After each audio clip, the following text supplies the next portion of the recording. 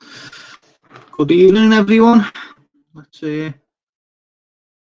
everyone can hear me okay? Please write in the comments, just let me know, and wait for a few people to jump in, and then we'll start.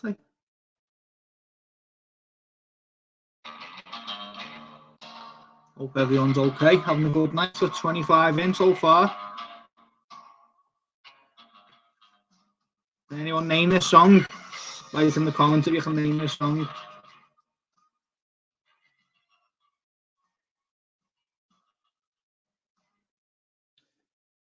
Got to turn off for the way it starts because you're not allowed to play songs on YouTube.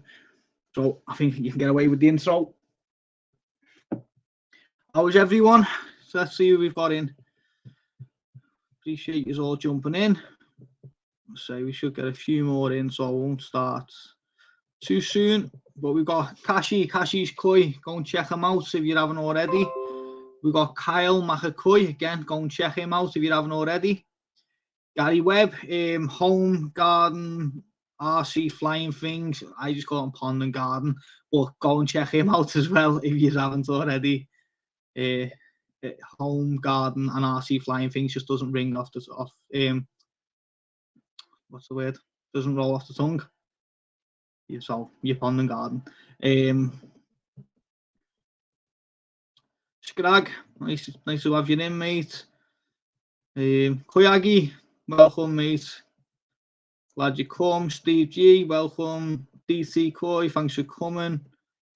Amanda Smith, thanks for coming.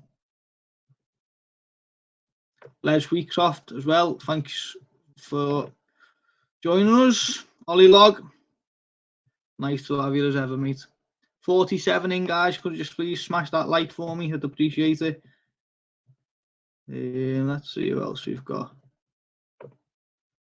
Ginger Viking, thanks for joining us, mate. Appreciate it. Julie Baldwin, same. Thanks for coming. Scott Henderson. Phil, Telford Koi Pond. Go and check him out. Size World of Koi. Paul Burt. RS 2000 Cosworth. Vince Twisted Koi. Ian Enders, thanks for joining us, Ian. Mark, I don't know if you've got your prize yet, but let me know if you have. It is on its way.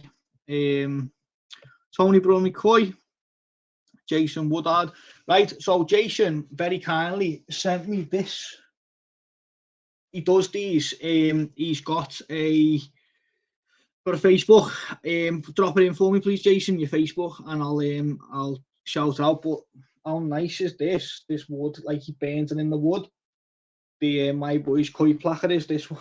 Sorry, this one here with the koi on it. Like really nice. I was like over the moon to get it. Really was. I thought it was such a nice thing to do.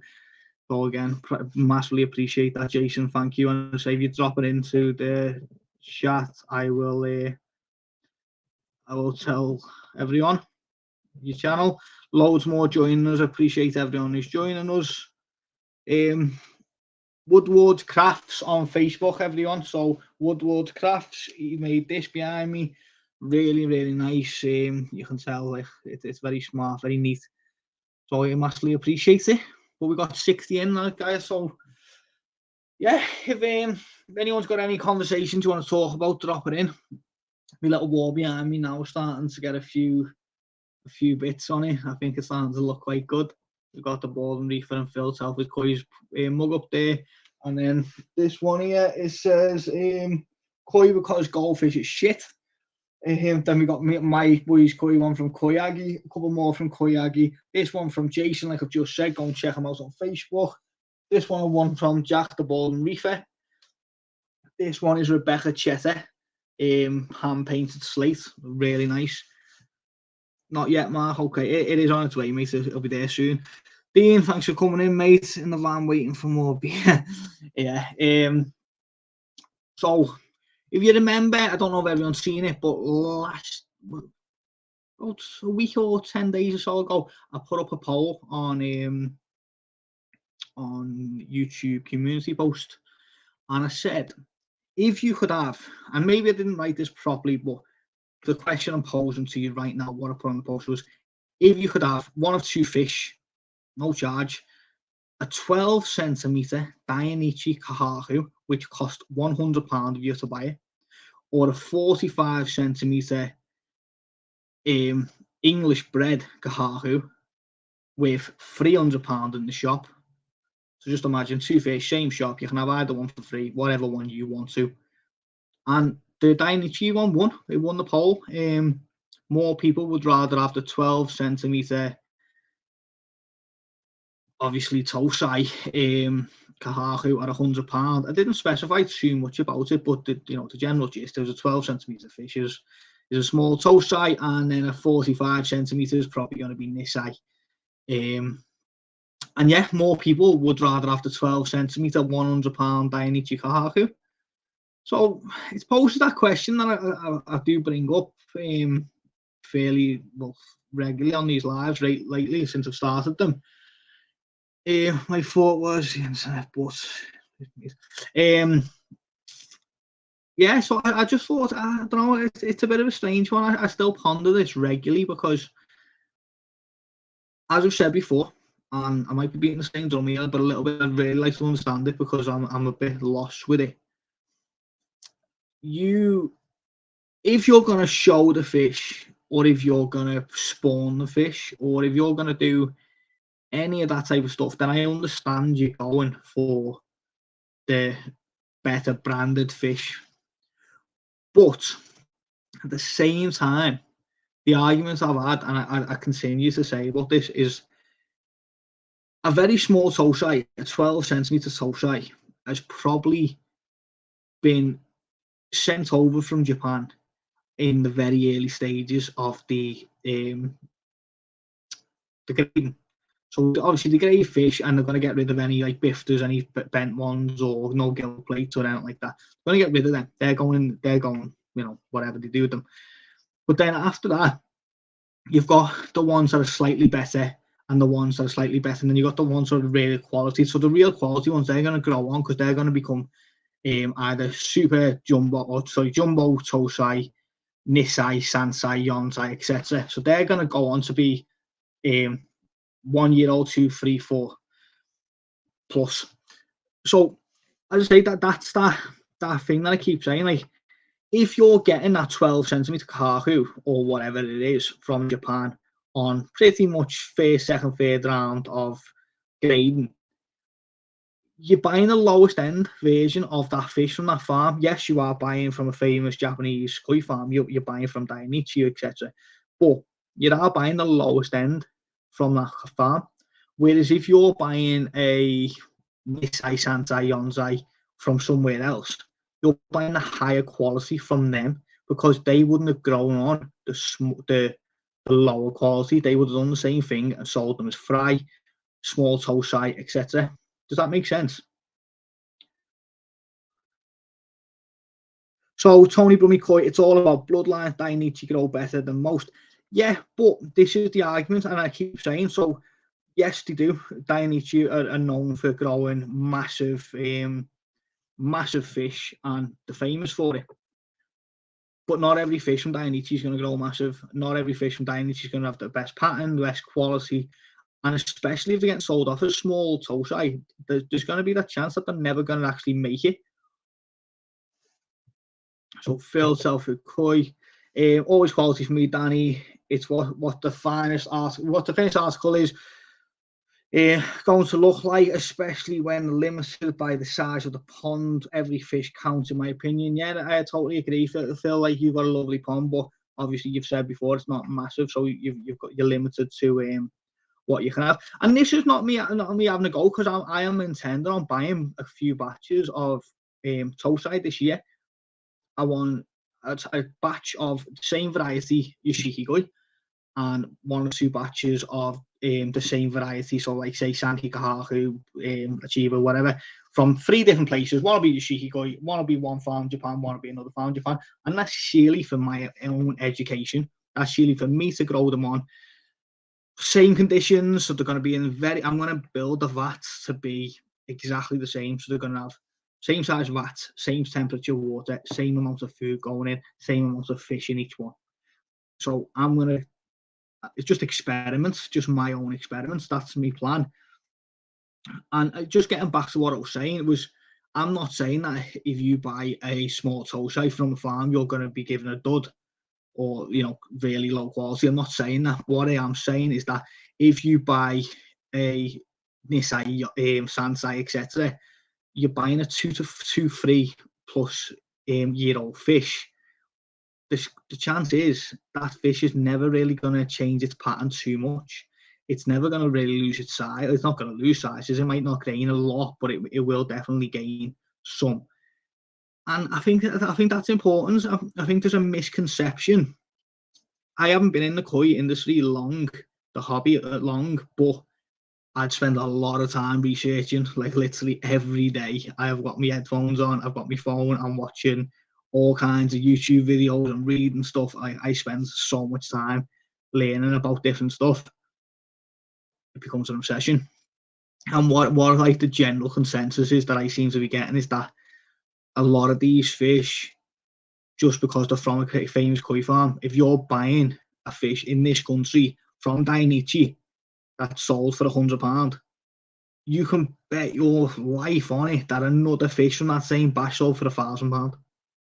And that's not to say that your fish is never going to become a nice fish. Of course, it's probably going to be a nice fish. Nearly every koi is a nice fish in its own way. But I think the argument I'm sort of getting at is that it's Danny, I think you're spot on with the small Dainichi. It's been rejected by the farm very early on, and probably has very little chance of producing into a quality koi at 45 centimeters. Yeah, Tony, that was what I was trying to say. I'm probably going around the house about it. That's what I'm trying to say. Is that's nothing to take it away from anyone, but what I'm trying to get across with my limited experience, but a lot of time researching, that I think people are lost in the misconception that just because it's got a brand name doesn't mean it's going to turn into a good quality fish. Whereas if it's a bigger fish and it looks quality and it looks nice, it's got a nice pattern and a big head and a nice body and big shoulders and stuff like that, and its pec fins are nice and white, or whatever it may be, if you can see quality at Nisai Sansai, you've got quality. Whereas if you can see quality at Tosai, that means nothing.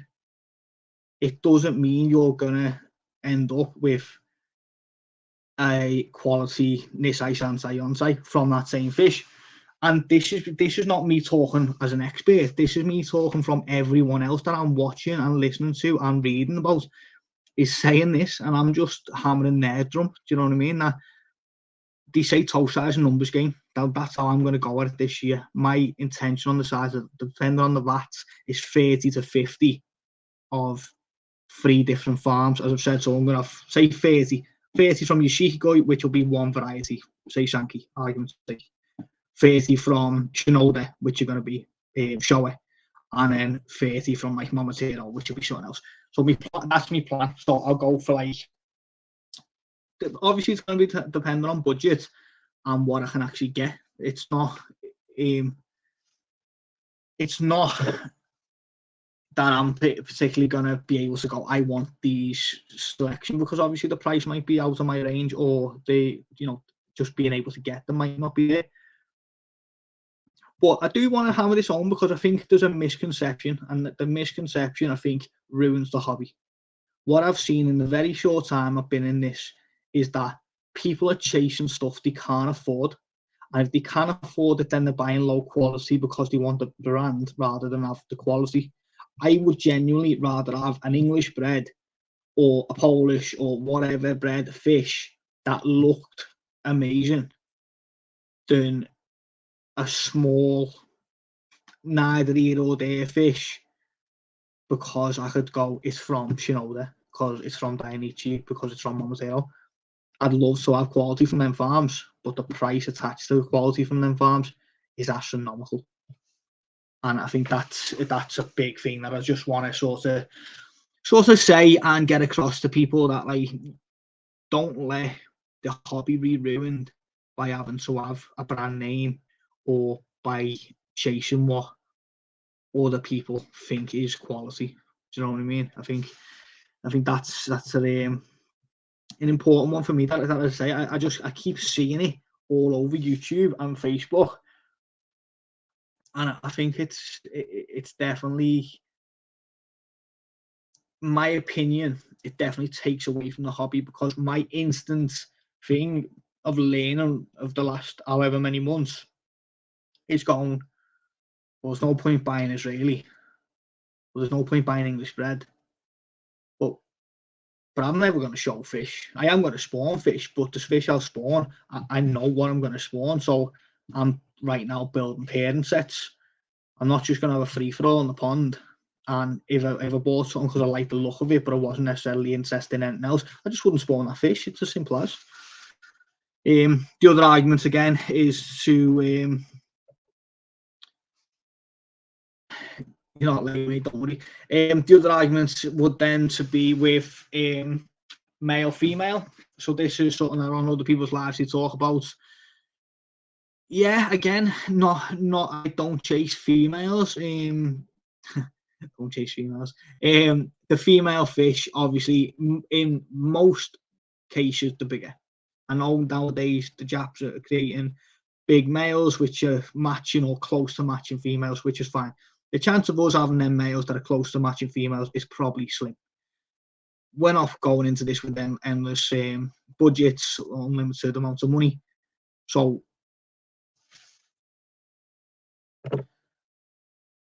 Les has got a big collection of fish, a really big collection of fish. And his opinion, Jap fish are just definitely not worth the price.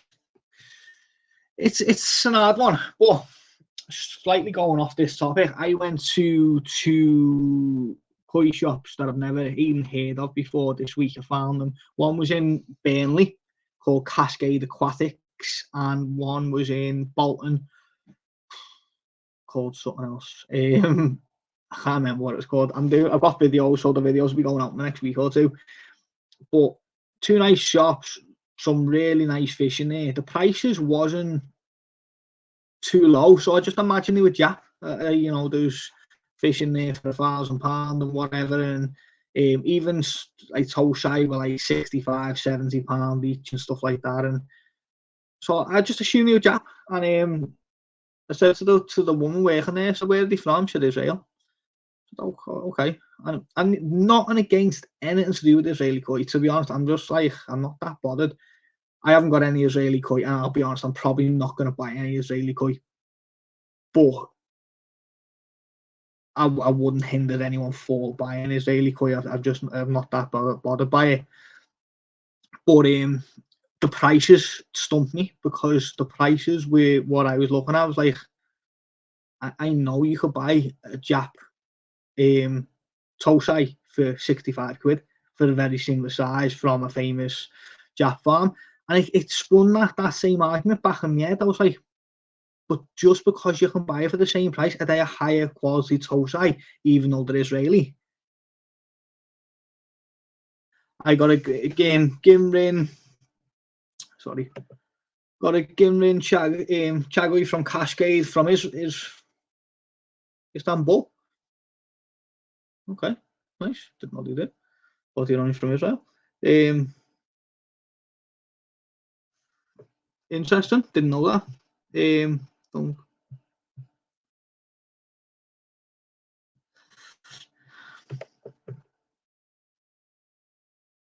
My problem with the pond last summer, lost fish, all were Jap, never lost Israel or Yoshihigoi. I did say this a couple of weeks ago. I think the Yoshihigoi fish, because of the climate in Poland and the UK, very similar.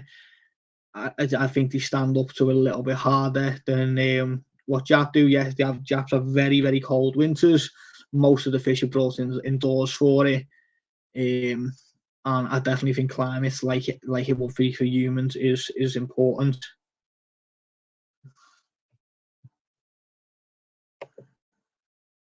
Say Smith, Israel fish are crap. I'm not going to comment on that. I just don't think. I think that's just too wide of a net to say that. You can't possibly say every single fish in Israel's crap. You just can't say it. But at the same time, I understand that these mass produced, and a lot of the ones coming over probably aren't the very best of quality. So yeah, I slightly agree, but at the same time, I don't think you can say across the board that every single fish from Israel in Israel is crap. I think that's too big of a net to cast.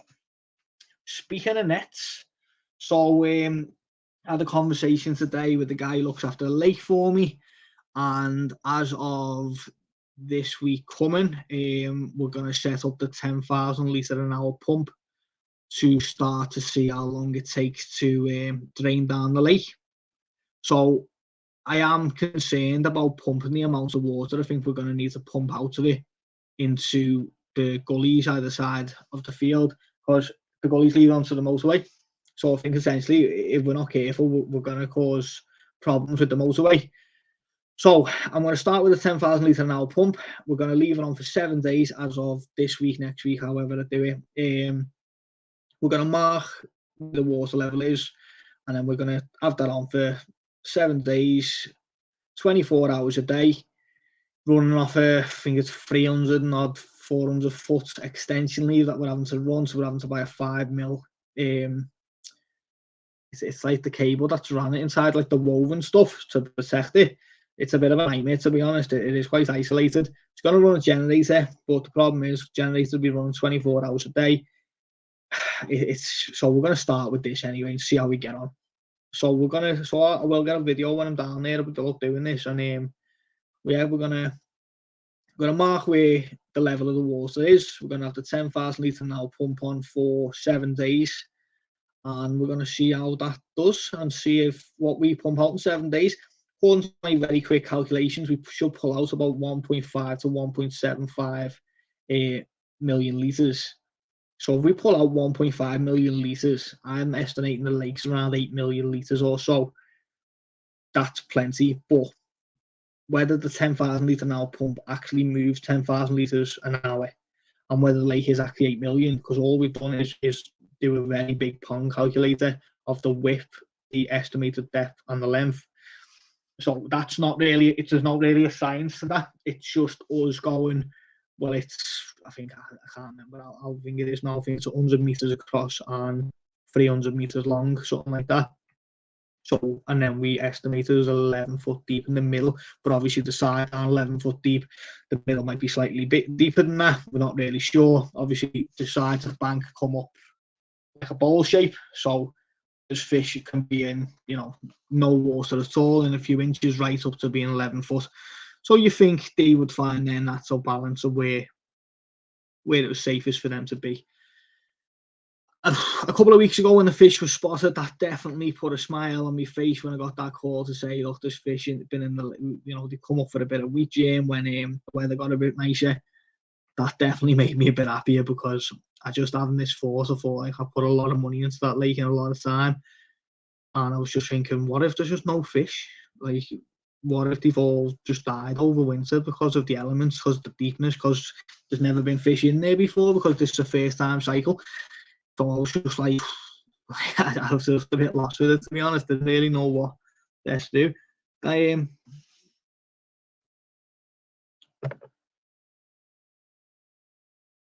when are you going to start doing day tickets? So there is going to be a select few down at the lake for the first harvest. I've spoken about putting CCTV on there. We have got gates on there, and I think if harvest goes well and we produce enough fish to make it viable to continue doing it, then the site's going to be completely secured, and at that point, then it will be a bit more open. That it won't just be open to the public, but we'll definitely do events or whatever where people can come down, have a little look at the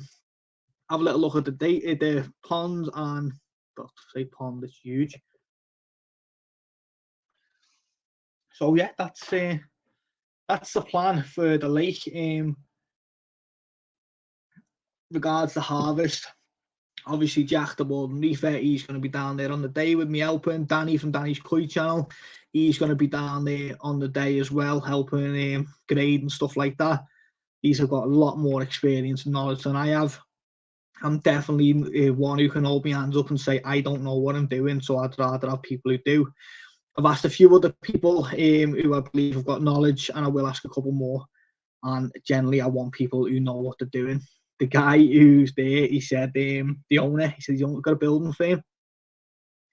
He said you can have us lads for the day and have all the builders down there. I said, look, I don't mean it funny, in the nicest way possible. I appreciate the offer of letting like 10 lads come down. I said, but I don't want a gang of builders in the size 11s who've never touched a fish in their life down there, dragging the lake and stepping on things and throwing fish around.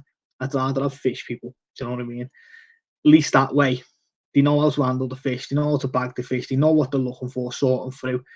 Because bear in mind, guys, we put over 20, I think it was over 22 to 25,000 in, we're not really sure, but around that numbers that went in.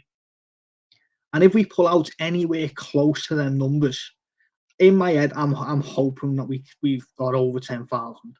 But if we say we did, for argument's sake, we pulled out 20,000 fish out that lake, we've got to somehow sort through them, bag them, and move them, probably in a day, realistically. So it might be a long day. There'll be paddling pools set up. Excuse me. There'll be paddling pools set up. There's a container that was set out as a cafe, so that we're going to have that open. Food and drinks for people like that and stuff like that. We'll do as more, be as hospital as we possibly can.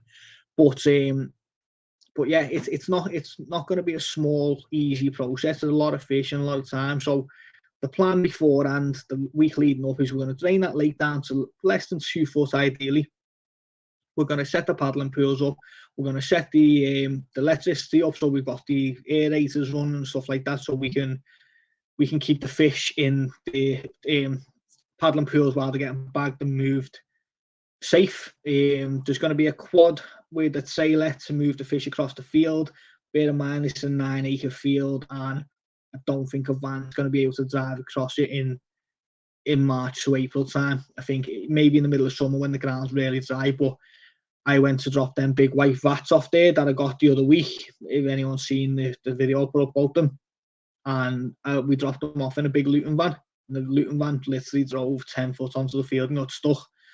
It took us half an hour to get some feather edge board under the wheels and get it back out. So it's the ground's not ideal. So we definitely we need to be careful. Try and plan for all events. It's a lot of fish. There's going to be a lot of organisation to get them all moved, and we won't say nothing about that, Ollie. Yeah, so it's going to take a lot of manpower, hours, and as I say, I don't know what to expect. It's going to be a big eye opener for me. I've watched a lot of videos, but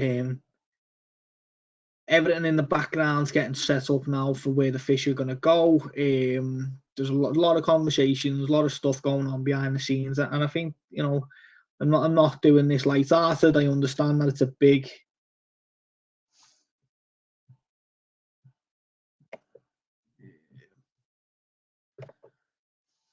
timeout incoming. Ooh. Yeah, so I understand it's going to be a big job, a lot of people involved, and a lot of fish to be moved in one day. We can take a week if we need to, but realistically,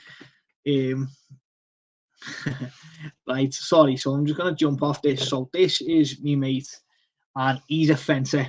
Now, he's just as good at fences as Ollie Log is at polytunnels. Everywhere we went, he'd go, see that fence? I done that. See that fence? I done that. So I asked him to put a fence up for me. And he puts this fence up. Well, me and him put this fence up. Only about 5 panels. And that night it blew down. And I had our edge lands over the Discovery. And the post landed on me Discovery. I wasn't happy about it. So, yeah. So he just said, I'll come and put your fence up for you. But as I said, that's just as good as Ollie Log putting up a polytunnel. It's probably going to blow away. And yeah, so we're going to go off Koi a little bit this week. So just a little random conversation. I went to see the Beatles, the stage show with my dad. I bought my dad the tickets for Christmas the other day. And yeah, so I bought my dad these tickets to go and see the stage show. And it was boss, really good. I put some of the videos on the Koi group, on my Koi group on WhatsApp. And I really enjoyed them. Me and my dad had a good night. You know what I mean? The band were quite good, and it was more like watching like an actual band rather than a stage show. But it was good anyway. But we were in there for a few hours, and I had a couple of shandies. He had a few pints. I was driving, and walked out.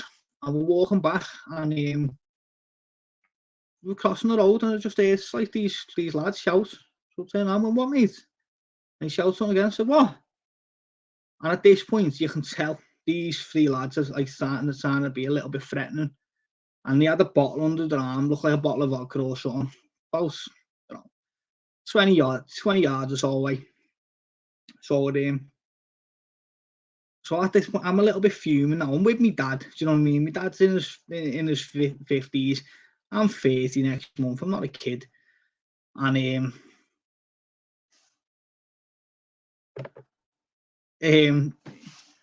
so yeah, so I'm crossing the road with my dad. Not happy. These kids. So I went, what? Now I know that these kids have probably got knives on them. I'm taking a strong guess that there's these three little kids. When I say little kids, they're probably about 15. But the three of them have got knives on them. And I'm fuming. Do you know what I mean? I'm with my dad. My dad's just a normal guy, not a fighter, not no shame, just a normal fella. And I'm like proper pissed off. So I clocked this skip in front of me. There's a big skip, and there's a metal bar on the ground next to it. And in a moment of just sheer like rage, I've just looked at the metal bar and thought, if you take one step towards me, I'm going to pick that bar up.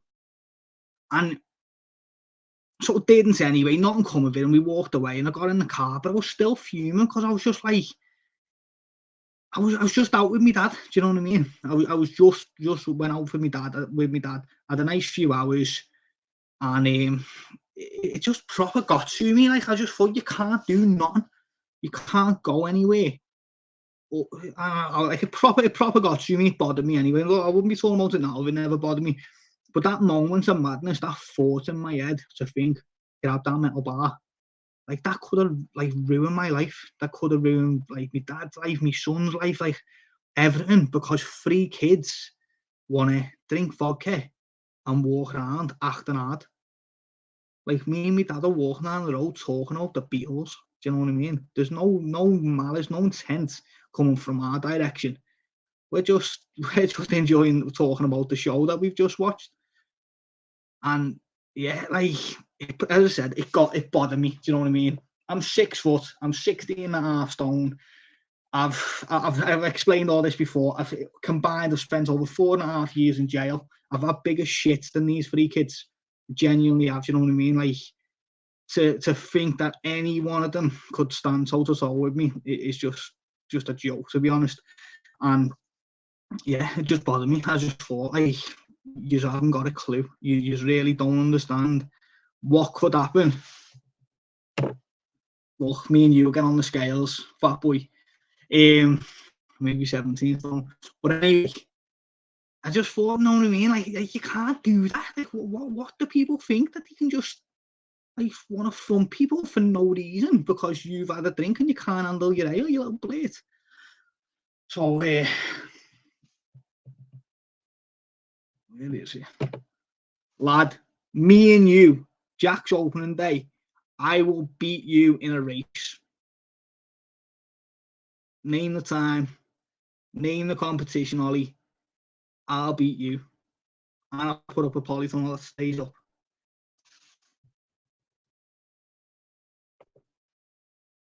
Best you walked away, mate. Don't give the dickheads the satisfaction of getting you down. No, I know, and yeah, Charlie, yeah, it wasn't really like a conscious thought. It was just sort of like, I'm with me dad.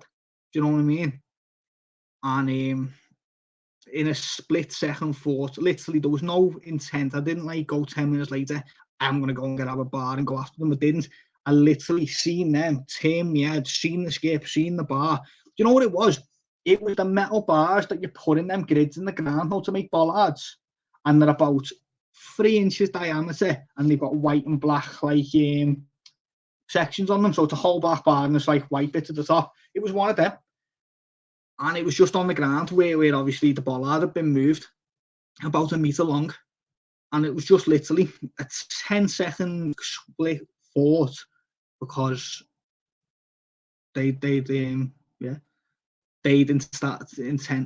started the problem. Sad times, isn't it?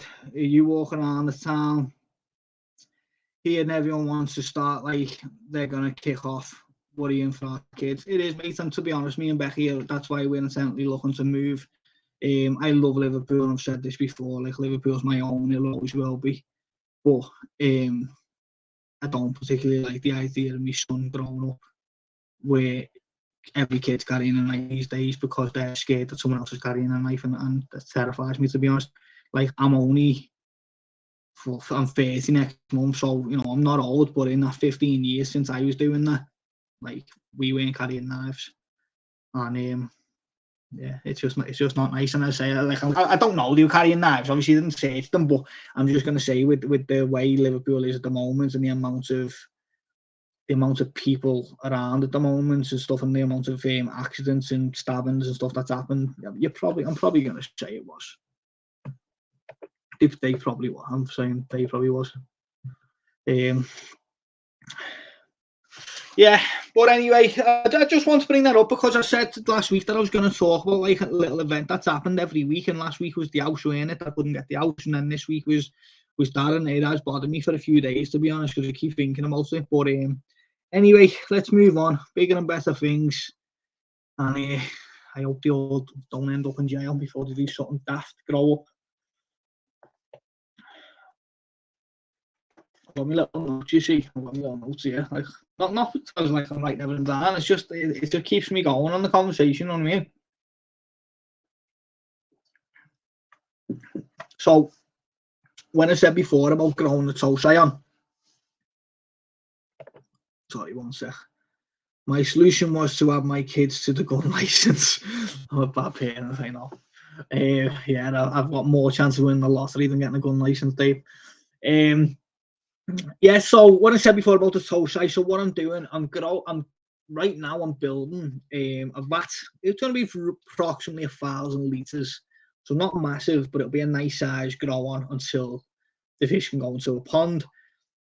So I've got some second-hand ply.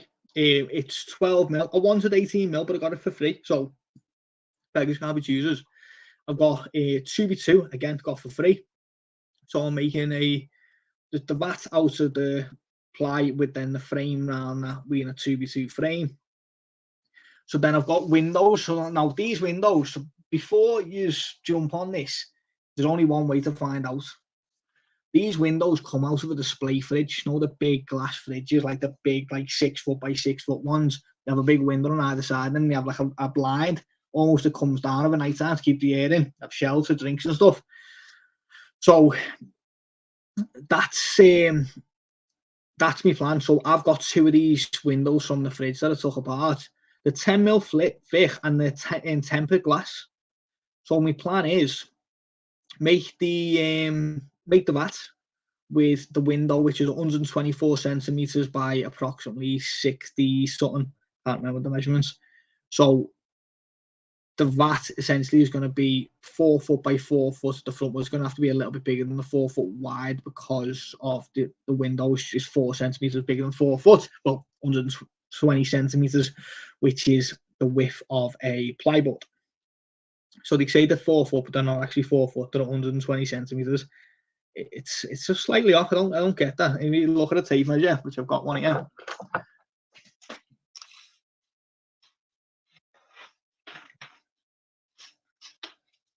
So 4 foot is actually 122 centimeters, but the board is 120. So anyway, I'm 4 centimeters short, so the vat's got to be longer than 4 foot. But it's going to be approximately just over 4 foot by 4 foot by 2 foot wide. It's going to have a window at the front, and if that works well, then there's going to be another one. It's going to have a bottom drain, which is a small bottom drain running onto a 2-inch pipe, and it's going to be fiberglass inside. So hopefully there'll be 2 identical ones next to each other. So my plan is the 2 vats are going to have the windows at the front. But what I'm going to do with the pipe is it's going to come out at the bottom, at the sides. So it's going to come out at the finish, the 2-foot part at the bottom. There's going to be the pipe. So my plan is I can either have them back to back, so a window here and a window here, and then the 2 pipes sticking out here. So then I can run 1 easy pod for both systems, because it's only 2,000 litres overall, or maybe just under that. So that's the plan. So then it'll be 1 easy pod. I'll run the 2 systems, 1 pump. So I'm hopefully, yeah, I could run it on 1 system, but then I can keep the fish separate to do what I said before about growing the different ones in the same environment, but also keeping them separate. Just so it's just easier to make a record of, I suppose. That's also me thinking on it. They'll all come from, well, the 2 Jap lots will come from the same dealer, whoever that may be, which then in turn will make that a bit easier, hopefully, to well, it's not easier, it's the wrong way, but there won't be no cross-contamination. So then I can just keep the 2 Jap with their own net, their own easy pod, their own pump, and then I'll keep the others from different ones, because I'm going to seriously start, like I already do that now, but I'm going to seriously start to make sure that everything has got its own net and stuff like that, sock nets and stuff, and I'm going to make that a key thing, especially with the lake getting harvested. I want to make sure, obviously, one of the ponds is going to be dedicated then to the harvest, and I want to make sure that the harvest fish don't go anywhere near my fish. And again, that's mainly because of, if they'd have been in that lake, the chances they're probably going to have parasites, and I'm going to have to make sure everything's scraped and treated and whatever before any of them have moved on. So yeah, that's my plan with the vats. So I started making the vats today. Well, I started making 1 today because I thought there's no point in me making 2, filling it with water. The window gives and blows all over the garden, and then I've got 2 the same. So I've made 1, and then I'll make another one to replicate that if that works well. But I thought the idea of having the 2 windows at the front, so essentially you can have 1 here, and an easy pod in the middle. So you're looking at glass, easy pod, glass. Or I can have them back to back, depending on how it's set out. So you've got a window this side, and easy pod on the end. So I thought that would be the better way, because otherwise you'd have the pipes coming out the front or the back or whatever. This way, it seems to work in my head anyway. It does explain the windows that appeared on the side, Becky. You're very much right. So I just come home with most random stuff. So when lockdown started, I bought a 3-wheel van, and in my usual thing, 1 is not enough, you see, with the ponds. So I think I ended up buying 4 Reliant Regals, ranging from 1964 to 1973.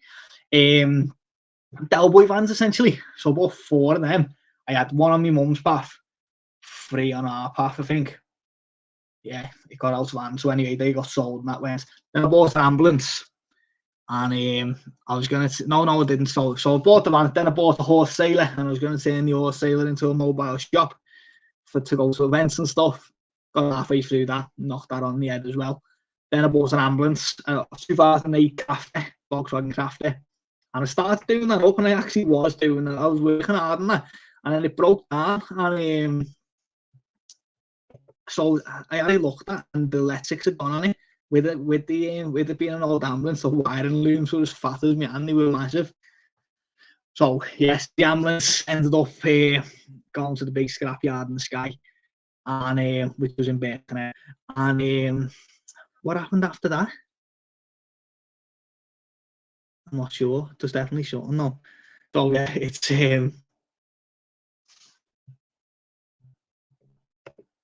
well, if you don't like it, sorry, Coy.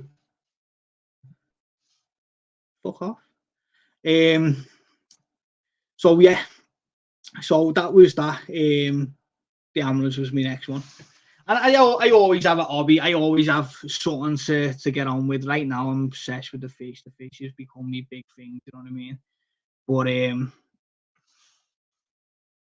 yeah. So I've got my ponds, and I'm building my ponds, and I'm happy to keep plodding on with my ponds. I always just have to find something. Horse box case. Oh, we had the casing sailor, yeah, as well. I had that a casing sailor. I knew I had something else. Couldn't think what it was. Sold that as well. I bought them. The axles were just rusted on it. It was a mess. Yeah. Like if I had a big place, if I had a big yard or something like that, it yeah, well, you block, sorry, Coy. So yeah, if I had a big place, then I'd just have all kinds. I would have absolutely all kinds. I'm just gonna jump on that sorry Coy thing a little second there. Yeah, that's the problem I've got. You haven't got to watch me. Do you know what I mean? You haven't got to come on. You haven't got to listen to me. But don't come on and give grief. Like I've got a serious problem with that. I don't go on anyone's channel and say anything negative to anyone. I don't think it's nice. You know what I mean? It takes a lot to come on the camera. So then to come on, especially someone who does videos and say something just not nice, just unhelpful, then don't come on and say, don't come on then, go away.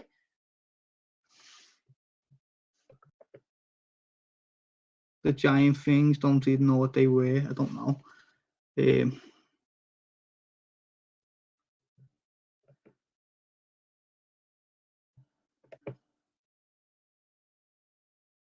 Yeah, I know. The hoarding things, one of them things.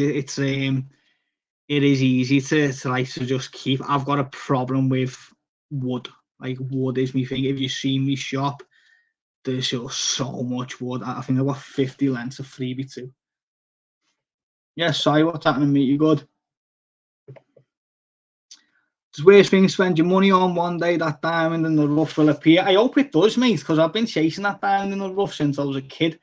I always seem to hit the crossbar on it. You know what I mean? I was talking to my mate about this today. I got into stocks and shares a couple of years ago in COVID as well. And I've done well. I'll be honest, I made 25 grand. I earned 25 grand in 12 months and I paid tax on it. And I literally novice, just got into stocks and shares. Same thing, headphones on every day. And in a year, I made 25 grand as like a little side hustle, as a hobby. And it was sad, but I never hit the big ones. I chased some of the big ones, but I just never hit them. And other people did, and you know what I mean? I just didn't ever seem to get in there. I always seem to do that. I always do well, but just not well enough. Never throw anything away. The moment you do, you'll need it. This is the problem, right? So right now, I've got a lot of wood, a lot of wood. And I know I need to get rid of it, and I'm half working on getting rid of it, but I know soon to get rid of it. I'm going to move out. We're going to set up this new business with the fish or whatever, and it's going to become I'm going to have to go and spend like thousands on wood that I've already got. Do you know what I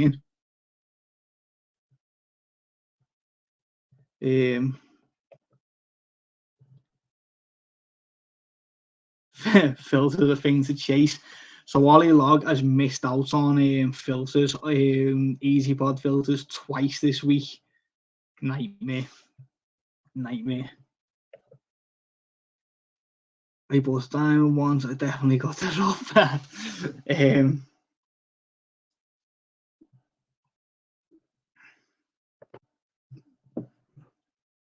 Where's that gone? Wood is new gold, honestly. Like you just can't beat wood. Like genuinely having wood around, having stuff to be able to build and whatever like that. I'm making that fat now. The only thing I'm having to lay out for is the bottom drain, which was 18 quid, and the fiberglass, which Jack is selling cheap, or cheaper than other places. So if you need fiberglass, go and check them out. But yeah, so that's the only thing. So all the wood, the actual wood on the vat was probably over 100 quid. Not costing nothing, which is sad. So if does anyone want to jump on, guys? Is anyone interested in coming on the live? I forget how to do this again. Invite. Copy. and then we do a right click, paste.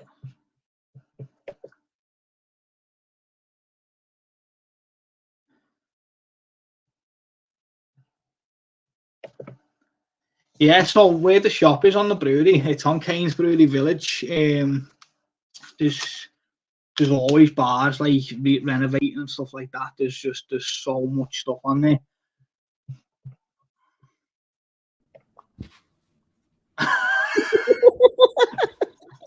I tried to do that as quick as I could. I didn't pause because you concentrated. Like, and I thought, I know what he's going to do. How are we? All good? Yeah, man. Repping the merch still. Took your Poland with me, didn't Nice. I've got the black on black one on here. You can hardly see it, but yeah, it's a bit of a bad move, that one, brother. Oh, it's smart. That looks good. It's just that you can't see it. I like the green order. I think it's really smart. Yeah, Becky had one on today. They look all right, actually. I think Becky thinks she's modelling for the brand. Mate, why not? Why not? I'll put a post on Instagram of April wearing a piece of my merch. Mate, got like 4,000 likes. Thought I made it in life. Turns out you can see it. You can see her ass in the picture. That's why it did so well. Do you know one of my best videos ever was a picture with a thumbnail when I never used to do thumbnails with Becky, like saying that so you could see her ass. That was like one of my best videos ever. Same with April in Poland, grading through the fry. Mad, isn't it? Like people just click on straight away. Yeah. Oh, just while we're on it, what? It's like everyone's like, oh, female.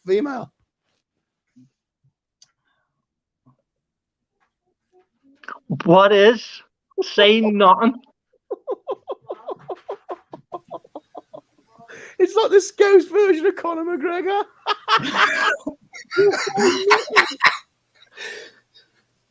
What he's on his head. Lad. What? Were you in that Beatles thing that I watched the other night? It's Ringo Starr. I'm only jealous because I've got no hair. I know, people dream of winning the lottery. You dream of having a fringe. You win the lottery, you dream of having a fringe. Jesus Christ. How you doing, Dino? You good? Yeah, you? Yeah, not bad, to be fair. Not long been back from Poland. Literally got off a flight at 2, and then was back, left the 3, was at the farm at 4. Something down the farm, and then literally come straight back, seen the kids. April's just giving me this little donut thing. It's just nearly killed me off. It's horrible. But other than that, mate, doing decent, mate. Doing decent. I've been at work all day. -1 on Wednesday. I was Poland then, Jack. Yeah, mega, absolutely mega. I mean, I was just about to send you a video and then realised I couldn't actually send it you through in time. But check this out. Competition fish. Yeah, man. Wow. Lovely. I'll tell you what, bought 230 Danny. Kindle showers. Danny.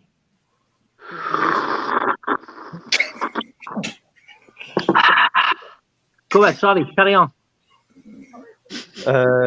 Bought 230 Kindle showers. Damn it, mine's empty. The videos of them don't do them justice whatsoever. I mean, there's even some PS3 ones in here. Nice. But the throughput on them is just absolutely insane, mate. And I mean insane. Obviously, the pond packs for the start of this year.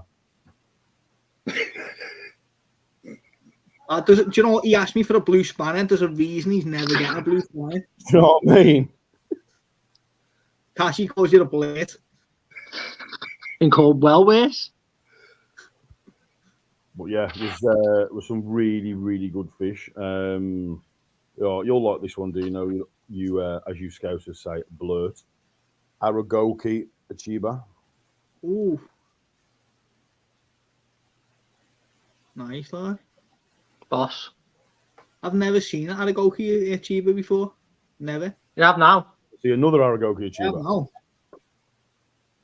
Belted. They are You nice know what I fish. really want, if you see one, I want a Tancho Achiever. Dave, Black Country Curry Bloke's got one, and I asked him to buy it, and he said no. Tancho Saudi. Wow. Do you reckon that Benny will stay, though? Snow white and all in the body as well. Honestly, Saying nothing. I got some absolute crackers. I mean, Drugs with the McElroy.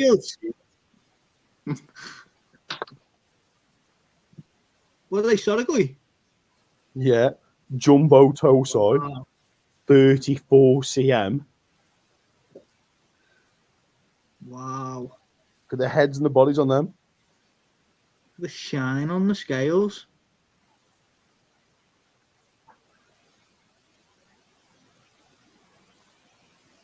I know what I'm going to be buying. I do really want a nice Soragui.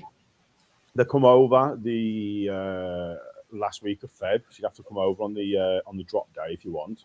I'll give you a pass for the farm because you'll need one because obviously the CFAS will be there on the inspection as well. So you'll need a pass that I'll give you. And what do you call it? You can. Oh, where he's just gone. Yeah, I'll give you a pass on that. And when the fish come over, mate, honest to God, they're insane. So I've bought in total for the pond packs for people, the small tosai. I'll be taking delivery the first 8,000 out of about 14,000. They'll be towards the end of March. But then the jumbo tosai, there is 2, 4, 6, 7,400 jumbo tosai. I'm talking anything from the ghost Sankeys, mate, this year. We asked the question towards the back end of last year and around October time when they did the spawn. Can we do a ghost Sankey spawn and can we take the predominant 1%, please? And the farm granted it and said, okay, we can do that. And honestly, mate, the stuff coming over, I've never, ever, ever, and I'm not just saying it, ever seen anything like it come out of Ishikura. It is incredible. Like the amount of spawns that have been gone after this year. I mean, like the Kindle stuff, I've been checking online. There's one other dealer I know in the UK that does Kindle showers and stuff like that. And he only imports fish that are like £4 a piece, £5 a piece. So other than that, I'm the only person that's going to have these Kindles in the UK at the moment. But you've got to see a man to believe them. Like, it is just insane, mate. I've got Merv on Facebook and he puts up some stunners. Like the I don't know if you've seen it, the red Hana Shisui. I'm not a massive Shisui fan, but that all red, it looked great. What a lovely fish! What an amazing looking fish. I feel like whether you're into fish or not, you've just got to appreciate some of these fish, haven't you? Like, even if you don't like fish, you've got to look at some of these fish and be like, that's stunning. Oh yeah, absolutely. I mean, Tim Waddington's over in Japan at the minute. I've asked him to find me something special, something interesting, something special. Don't know what. My mate that's gone with him sent me a few examples today of some stuff. But I like fish from all walks of life. Do you know what I mean? Obviously, I can't keep anything jacked down the farm, but obviously that'll come in my. Well, I suppose I better announce it now. I'm building a man cave downstairs, but I'm not dropping it until the video is all completely done.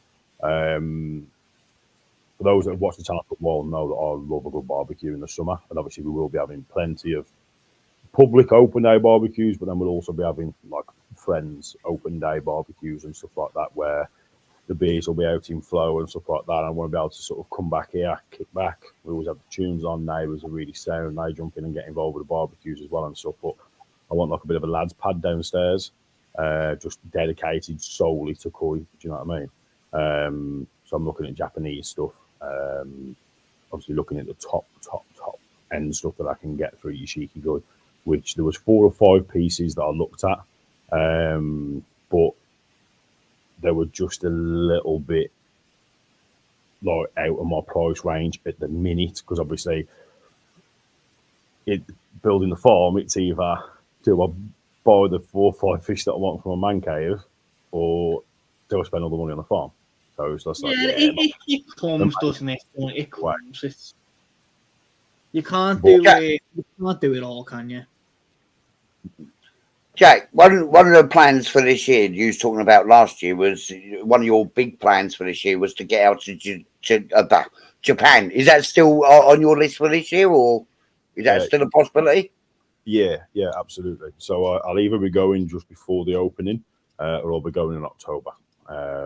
Like I say, I want to experience Japan through the eyes of the Balding Reefer, not through the eyes of Reef Oasis Koi Farm. I want to go over. I want to go over as a YouTuber. I want to be able to go over and show the whole Japanese side of things, not just the farms, the experience that you get with it as well. Do you know what I mean? Is it better than the Kindai I bought recently? Show me, Jack. Bear with me 2 seconds. So, Gary, when are you changing your channel back to Pond and Garden, mate? Because that name, it doesn't I'm not. roll off the tongue.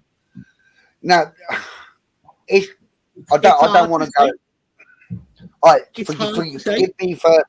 forgive me for say just for a second there living in 2022, because of like what happened in 2022 is why we've let go of the Pond and Garden name. We want to move on from that, and we want to do different things this year. The Facebook group's still called Pond and Garden, but because we're going to be doing different things this year, and actually playing things doesn't roll off the tongue.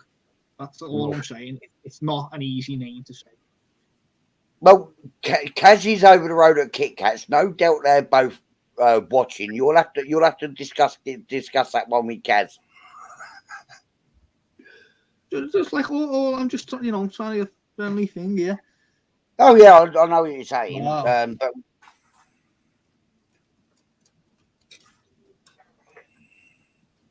So bearing in mind, that's only 18 cm, and if I zoom right in, look at the Fukuin on an 18 cm koi. Do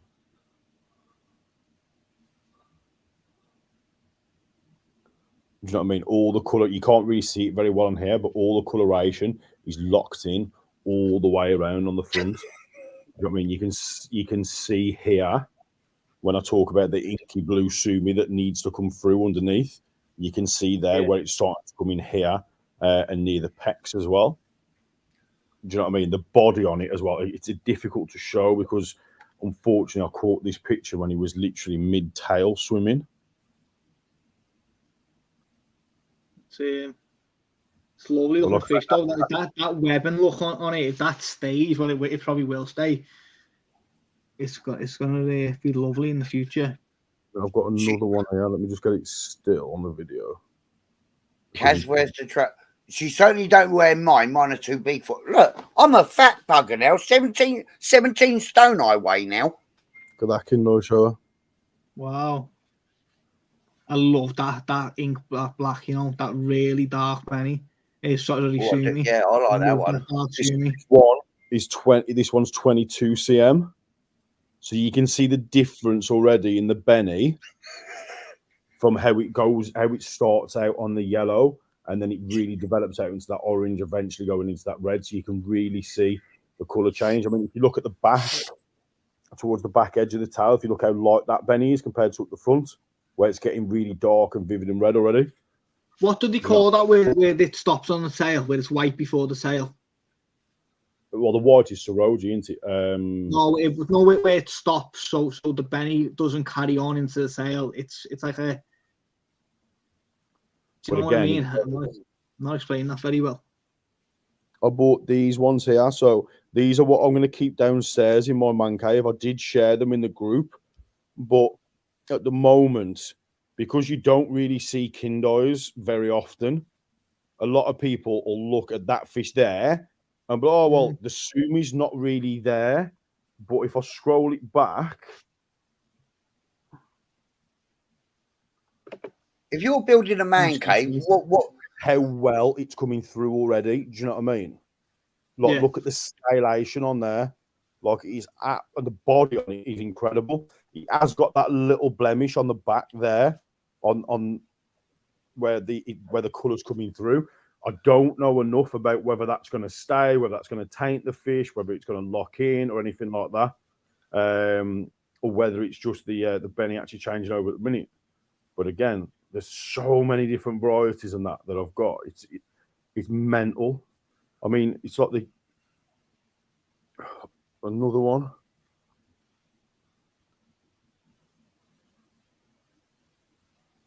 That's nice. Lovely, lovely. Now, bear in mind, these aren't even classed as jumbo tosai. These are just I mean, look at that. These are just tosai. Do you know what I mean? So, if you're building a man cave, Jack, what have you got to build April to get her to allow you to do that one? Nothing, because I'm an attractive, handsome, lovely to be with gentleman. Are you saying I'm an ugly bastard? No, she's very happy to get me out of her hair, mate. David Eden Koi Ponds just put, this is where the little grow-ons come into their own. Be fun seeing where they go. So look at this video that I shot. Now,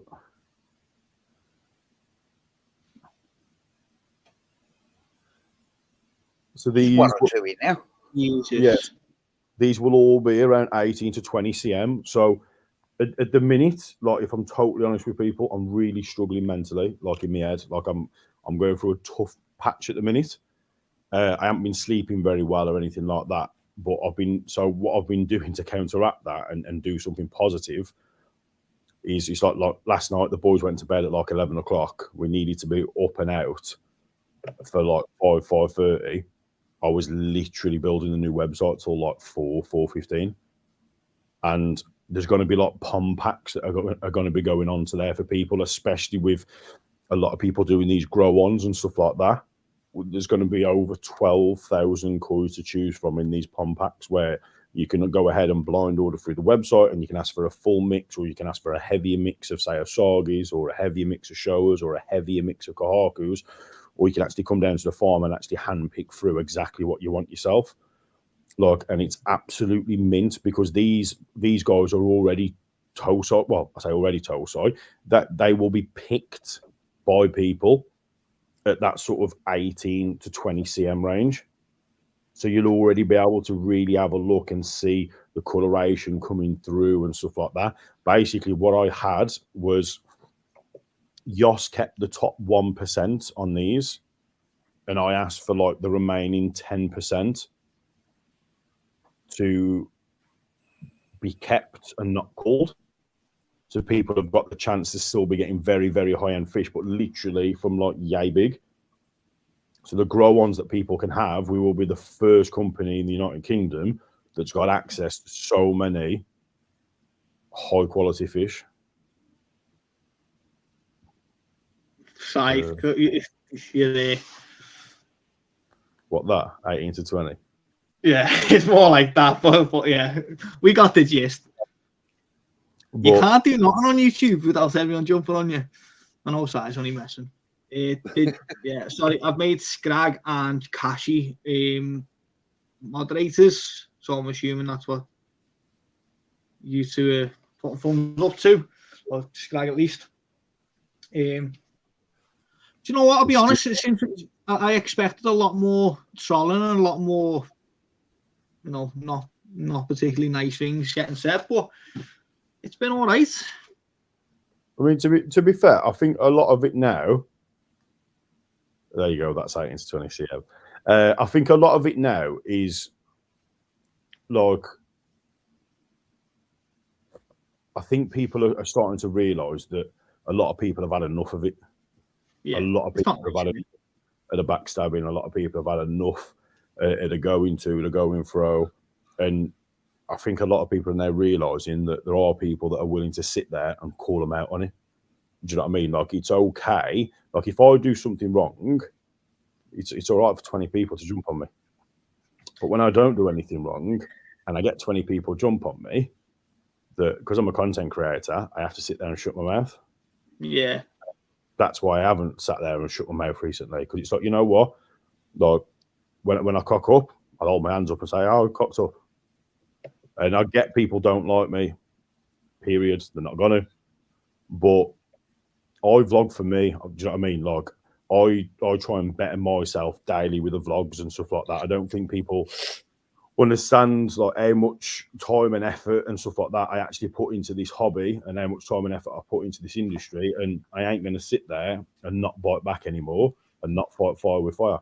And I think that's why a lot of people now have stopped it. Do you know what I mean? Which is good, because YouTube is a community at the end of the day.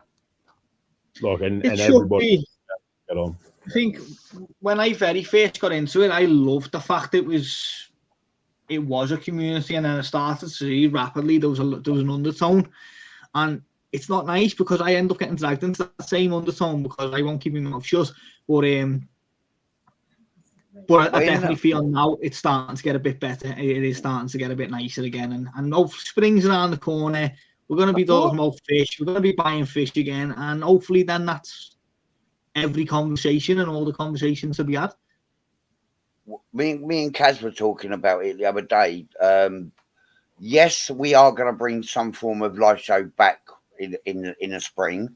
I wouldn't be surprised if even on the first few lives that we do again, that we get a lot of backbiting and trolls and things. So Stewie's comment that he's just put up there, I'll grow the biggest koi in the Koi Cave, Jack, and it's for the UK. Has anybody, for those of it that joined the Koi Cave, sorry to take over, Danny, but shameless plug, koicave.co.uk. Head over and join. We've had a hell of a lot of people join, and I mean a hell of a lot of people. I've joined. I seen you join on there because your name come through as Danny and at divide equals O'Flaherty. So I don't know why it bugged like that. Everyone else went through sound like, but yours just bugged a little bit. God knows. I'm not very technical minded, so. Have you seen the disgrace of a video that the Dutch Koi Cave have put out? No. Oh my God. Annihilating the British. We haven't got a clue what we're doing. We don't know how to grow fish. We don't know how to pick the right winning fish. Everything.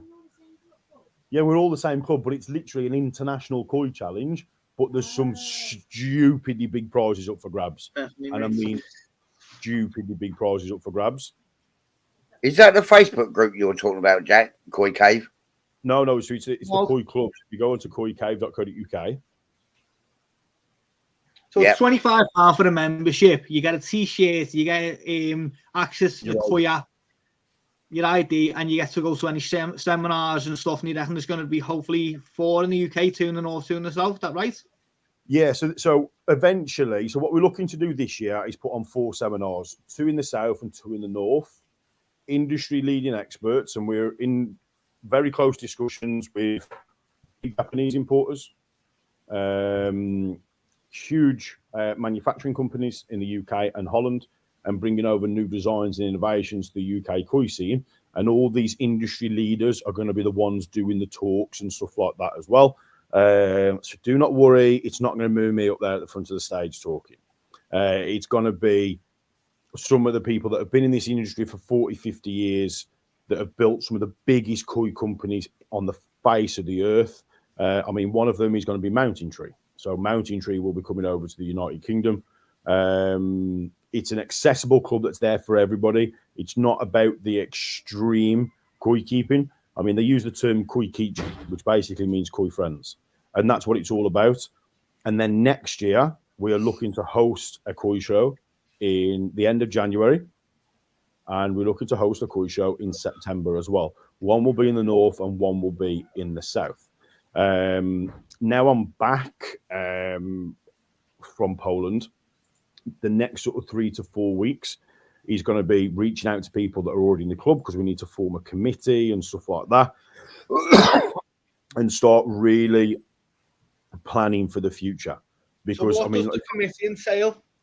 So the committee will entail a chairman, a vice chairman, a president of the committee, a secretary of the committee.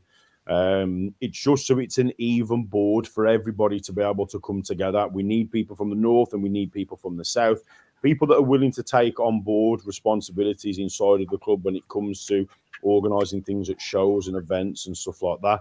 I mean, one of the first actual shows that we do, we're actually looking to do a YouTubers Cup, where. Sorry, Jack. Can I just let Danny know there's someone on the chat in my name, trolling people. I can't see it, Gary. It's two above Paul Higginson at the bottom. Right, that's okay. That's not me. Block music, the gone, mate. Yep. So go on, let's get back to it. Sorry. So the committee will be there to help govern the club, help sort things out.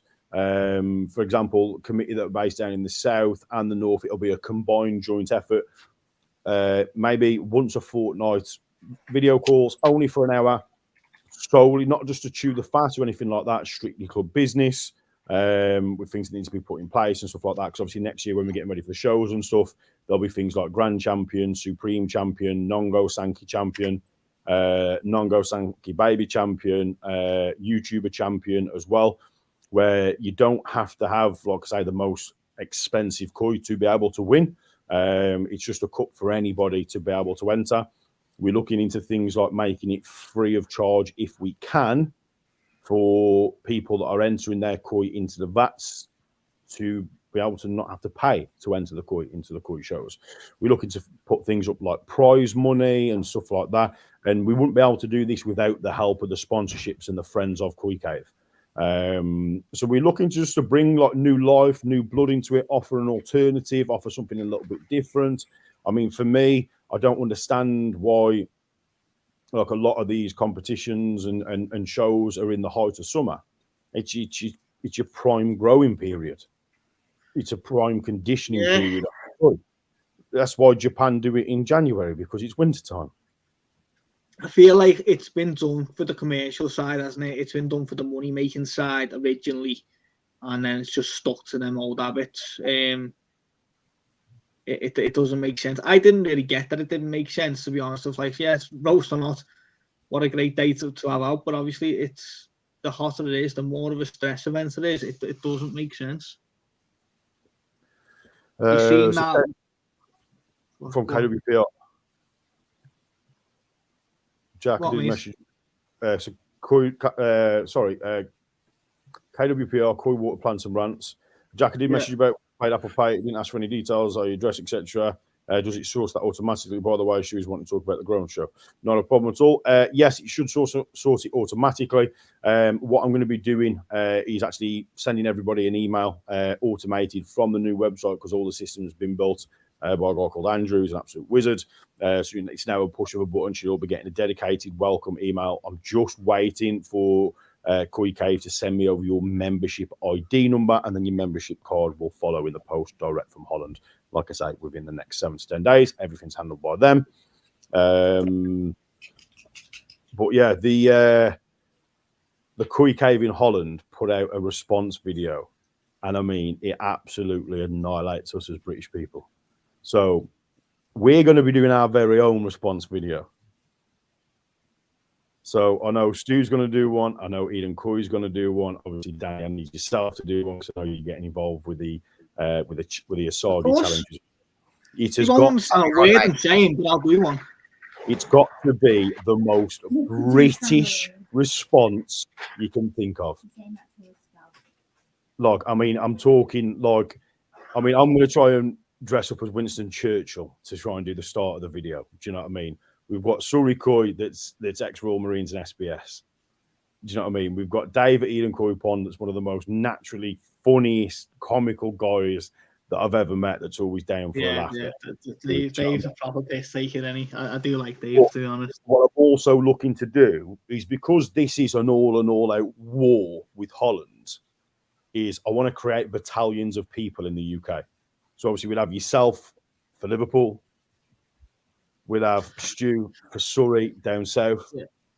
Do you know what I mean? We'd have Eden for on the East Coast. Do you know what I mean? And I want people dotted around everywhere where when people are joining the challenge, they can choose which battalion they want to assign themselves to. Brilliant. Because That's it's boss. not only a competition for fish inside of the UK, it's also us competing against Holland, and then there's friendship awards. So the different battalions will pick the top fish that they think need, like the top 3 out of each battalion to go over and face the final competition in Holland, where these big prizes are being put together. Out because he wasn't on the screen, so I just took him out because it's fine. blank screen. Yeah, it sounds good. I love the battalion thing. I love the idea of like our own sort of little competition within the bigger competition, but obviously we're all as one as well. That's what I mean. Like, it's a fantastic way to be able to do it. I mean, Stu's put Jack who's battling the Crazy Dutch. There's only actually at the minute a few people that actually know about the Asagi challenge. I haven't actually placed the Asagi video out online yet. So what I'm going to do is tomorrow I'm going to put the video up on my channel that the Dutch sent me, literally as a war cry. But I want to show them why we're British, why we're proud, and why we can win. So just as an FYI for people, the Asagi challenge will be priced at around £230. However, it is not beginning until April. So on the new website, there is an option where you can pay £50 a month over 5 months, divide it over 4 months, divide it over 3 months, divide it over 2 months, or pay it all in one go up front. So this challenge is absolutely accessible to everybody. So obviously you've got you, Danny, obviously you've got your loyal followers. I've got mine. Surrey's got his. Eden's got his. And then obviously any other YouTubers that want to get involved and become a battalion leader can do. I don't know why you wouldn't, to be honest. I think it's a great little thing that you've got. I didn't realise that was what you were doing. I think that's brilliant. This is the beauty of it, mate, right? So because it's Koi Cave, it's not just going to be your Shiki Goi fish. There is also going to be a mud pond war game in 2024 where it will be a Japanese farm. There is one going ahead at the moment, but we were too late to be able to join.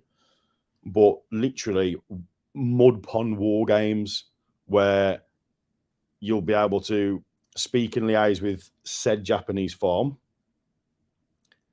and you'll pick, basically each country will pick their own mud pond that their fish are going to be reared and grown in. And then once the fish come out, that's then when the challenge actually begins, when you get it home to continue to push that forward and grow it.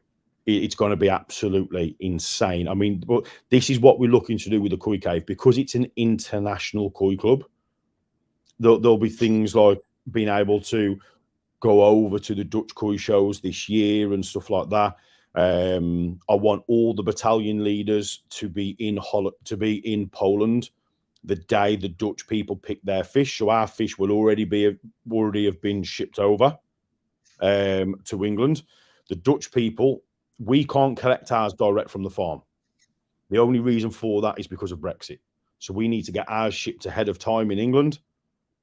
And then I want all the battalion leaders to be in Poland for when the Dutch are picking their fish. Obviously, we'll be harvesting toe-side ponds, this-side ponds, giving the Dutch guys a load of jip whilst they're picking their fish, meet the international club members and stuff like that.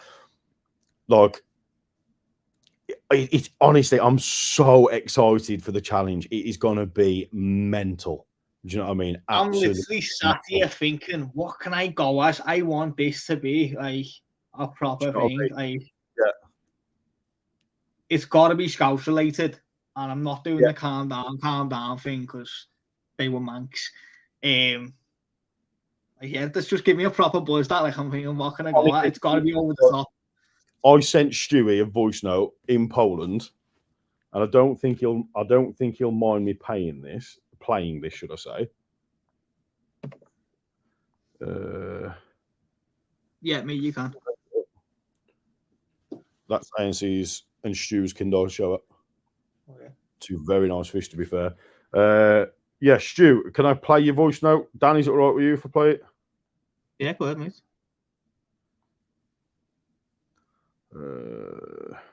Is Stu who's in the comment? Is that Surrey Coy? Yeah. Did I not boost him because he told me I was interesting? Thank their asses. Pardon? Did I not boost him because he said I wasn't interested? I'm actually up for going over as well. On the... Yeah, I think you did. So he's come, but so I'm not that interested that he hasn't come back under another name. Just saying. But anyway. Yeah. My phone's always on. Hang on, I'm going to follow. Mate, you going over on the 31st? Oh, mate, I just watched it. Mate, 12 years. Yeah, there you go.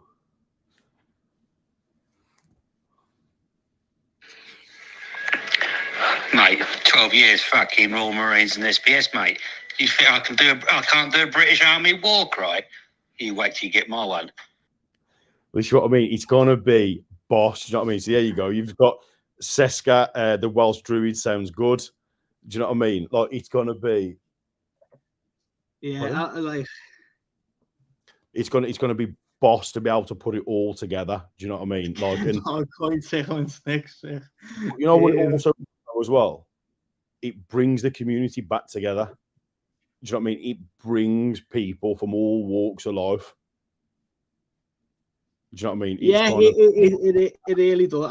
I'm looking forward to it. I am. I think it's the stuff we were talking about. It's making stuff more exciting, events, other stuff going on. Not just this thing where you've got a gang of our fellas stood together talking about fish. It's not that it's not about the fish. It's about making it inclusive for everyone, isn't it? Yeah. Ages, what agendas, whatever it may be. We can all come together as one, and stuff like this softens it. It makes it more approachable. I reckon you and Dino do the 118 men running through Liverpool. They were Manx then, man. They weren't Scousers. They were calm down. They were Manx. Do you need anything to connect? What's he, sorry? Jason's comments. He asked if you can run an easy pod from a pump in the pond off a 2-inch pipe, and I said yes, you can. I don't know what you mean to connect. You mean for your intake that you need to reduce it down from 3-inch to 2-inch? Yeah, you need a rubber boost, which is a 3-inch to 2-inch reducer, and you need a slide valve ideally or a ball valve, something so you can shut it off. So when you're doing your easy pod cleans, slide valve ideally.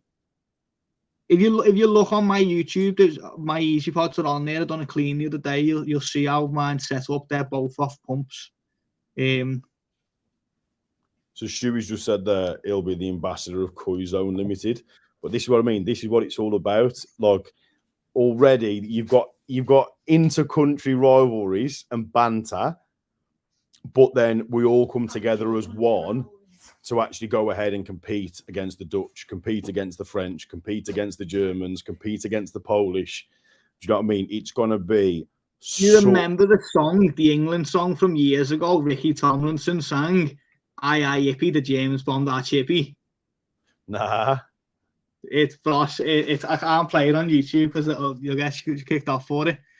But it went, there's 40 lads from Aiton who said they won't be fighting, so won't be any need for boxing gloves. But I might go with Ricky Tomlinson.